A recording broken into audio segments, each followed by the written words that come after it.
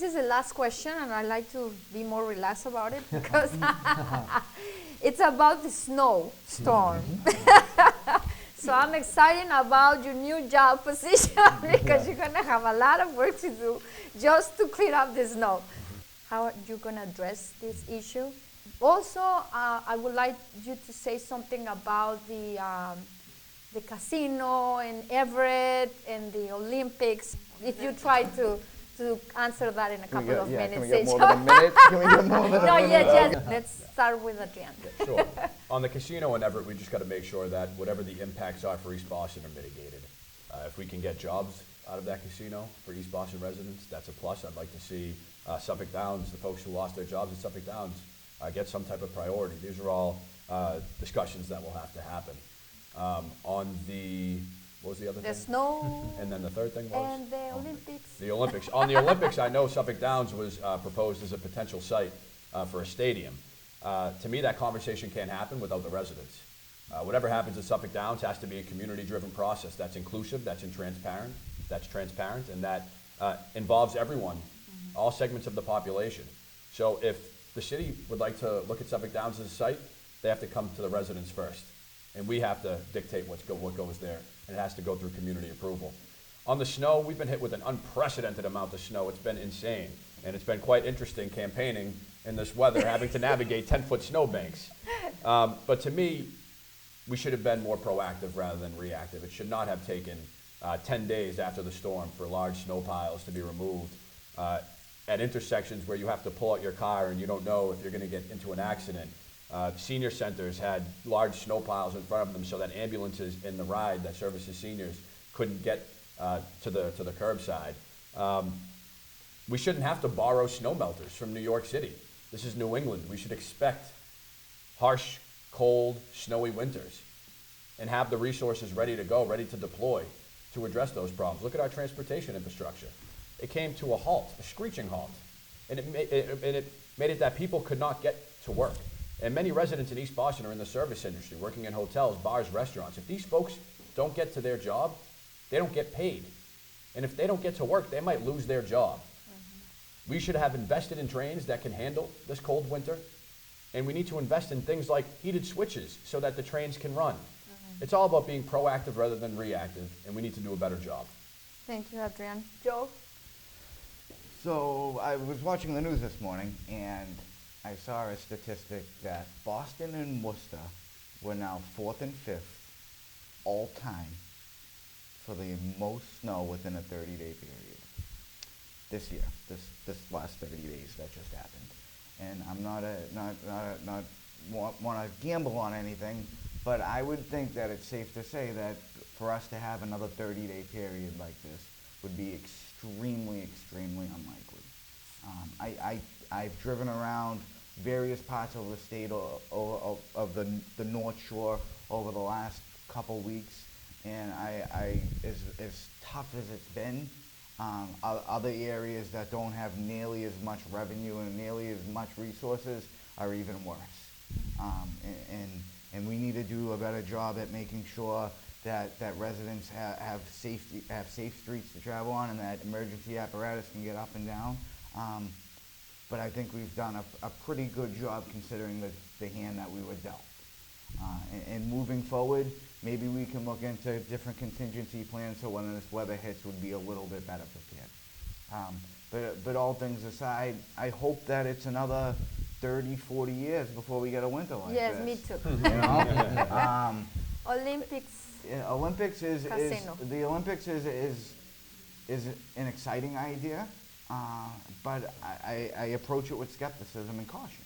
I think that we need to have a transparent process. I believe the city appears to be pretty committed on a transparent process. I believe the congressional delegation, the state house, everybody seems on board with having a transparent process.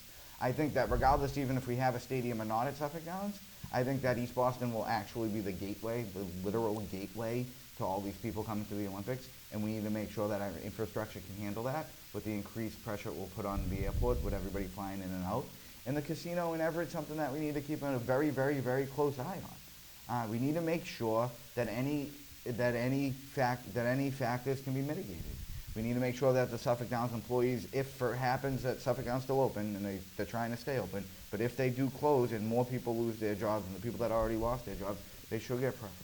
But we need to make sure that any overflow traffic is handled on our streets, that any economic deterioration can be, paid back, and that we should really move forward. And we need to keep a very, very close eye on what goes on at the casino in Everett. Thank you, Joe. Lou? So, everyone was saying at the beginning of this winter how lucky we were. We kind of went a long time without any snow, and then I think everything just kind of got compressed into a short period of time. So this has been an unprecedented amount of snow, like no one has ever experienced and no one has ever had to deal with. So it's difficult to plan for these types of things. But at the same time, I think we just have to learn our lessons from what happened in this one. And I think we have learned some of the lessons. That we do need to be better prepared in certain, so have the right equipment and have the right time and manpower to allocate to these things. I think one of the other things that really upset people during this process, I think that we all felt like we were in the same boat at the beginning. We were all out there shoveling and digging out together, and there was a real community atmosphere. And then as the snow removal happened, and a lot of people had their vehicles towed, or a lot of people got ticketed during that stuff. It seemed like a lot of people started to feel like, well, government's not on our side to try to get this thing done anymore. They're kind of, pushing this on us. And that upset a lot of people. So you saw things like a citywide parking ban rather than sectional parking ban. So you had people that were parked on the side of the street. Plow would come through, clean that area up for them, so they think it's okay to go back and park there, and then their car gets ticketed and towed, and no one understands what's going on. So I think that was the biggest lesson for me was, government really needs to be careful about, we have to stay on the side of our residents. And that was one thing that I think was upsetting to some people, and certainly was upsetting to me because it happened to some family members, and I didn't really understand why we did it that way. So those are the lessons learned, and just being better prepared in the future for that. The Olympics, I would go as far as to say I'm extremely skeptical about the Olympics. I spent some time in Atlanta, and I've spent some time in other cities that had hosted Olympics, and those stadiums are temporary developments, and they're usually geared around that temporary event that happens for 2 weeks. You get geared up for a long time, people have jobs building it, and people have jobs putting it into it for that 2-week event, and then what happens after that. If East Boston is going to be used for that, I want to plan for what happens with that area and that development afterwards, because Suffolk Downs is a gem of this community that is really the focal point of what everyone is talking about for the development of East Boston, and is going to have lasting impacts on East Boston for decades after whatever goes into that area. So if it's going to be something temporary, I'm not going to approve of that, and I'm not going to deal with anything that's going to just temporarily fix our economic problems. We need long-term development here in East Boston, along with the waterfront as well. So that's the way I approach the Olympic bid right now.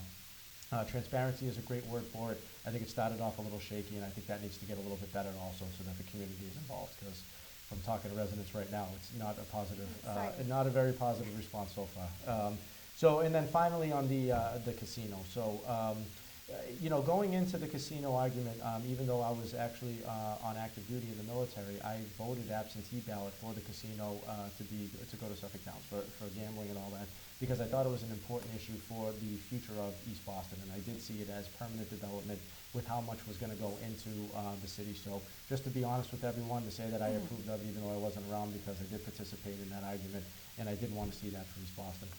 And I was disappointed when it didn't happen, but now that it's going to go in one of our neighbors, the same thing. We have to absolutely keep an eye on them. I also think that we have to work with our other neighbors, Chelsea, and some of the other towns that even surround them, and really as a unified front to keep an eye on what's going to happen in that area, to make sure that the company that builds the casino does the right thing by all the neighbors, and not just the direct abutters, but anyone who's impacted by that casino as a whole. So keep an eye on the impacts and make sure that all of these surrounding towns are working together to hold their feet to the fire to do the right thing for us. Thank you, Luke. Joanne? The snow issue. One thing that really irritated myself, as well as anyone in the medical community, in the community at large, was that we were having a duck boat tour to celebrate the Patriots on Boylston Street, while every other street could not get access, could not get through. And I work at Mass General over at Com Ave, and people could not get to appointments, medical appointments, cancer treatment, any treatment. Anyone in a wheelchair could not get access as a pedestrian. No one could get around, even to sit in front to get the bus, if you're in a wheelchair.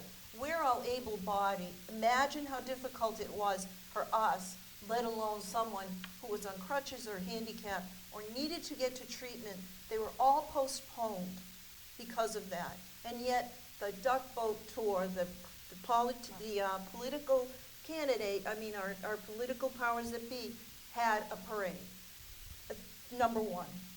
So, did we learn from that? I don't know. Because what I'm seeing now is there are lots of streets still don't have access. I can get around. I worry about people that can't. Elders, disabled, children. There's still a problem. We're not addressing it. We need to do better. And I think that's one issue I have a problem with. So we needed to get those ice melters here. I don't even know why we don't have one, number one. Number two, the casino. The state was ready, all ready for Plan B and C if Plan A didn't work. And quickly, Revere came in because Plan A didn't work. And now it's over in Everett. And the community, no matter who it is, needs to know more, and they're the last to know. So I think communication has to be better there because it's going to affect us all. The Olympics, that'd be great if I could be in the Olympics in racquetball. Not going to happen, okay? But we are not. East Boston, our communities are not. We are not little Logan Airport. Our community cannot handle that. Our roads cannot handle this. We cannot prepare we're preparing for the Olympics right now, just in a proposal that cost so much money to create. I appreciate that. We have other issues to worry about than the Olympics. So I have a problem with the Olympics being here, and I need to see more. I'm not really a fan of that one. And you are really fan of sports. Yes, yes, really. But since I'm not in it, they can't have it. Yeah. Camilo, piensas acerca de los problemas de la nieve, de las tormentas de nieve y en general del casino y de las Olimpiadas? La parte de la nieve es un sistema natural, pero el gobierno tiene que tomar el liderazgo en esta iniciativa, en vez de ser reactivo, ser proactivo. Tenemos que traer a la mesa no solo la parte comunitaria y el gobierno, pero la parte industrial. Hay muchas industrias aquí en el distrito con finca raíz bastante amplia o parqueaderos. Queremos establecer programas pilotos en caso de esta clase de emergencia. Sabemos que tenemos 9 meses de clima competitivo y agradable. Hagamos la práctica en estos 9 meses. En caso de casino, olimpiadas, Copa Mundial, son palabras y son definiciones buenas que nos desafían para conectarnos, para proyectarnos. Pero siempre es la manera que se implementa. Y que le demos la oportunidad a la gente de decidir si lo quieren y cómo lo quieren. Snow time, winter time, we love New England. The government needs to be more proactive.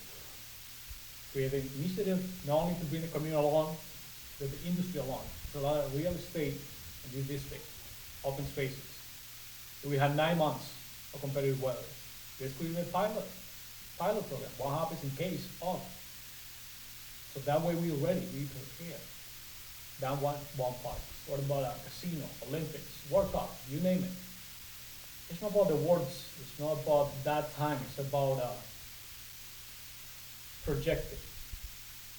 If you want it, how do we want it? If you don't want it, what do we do instead?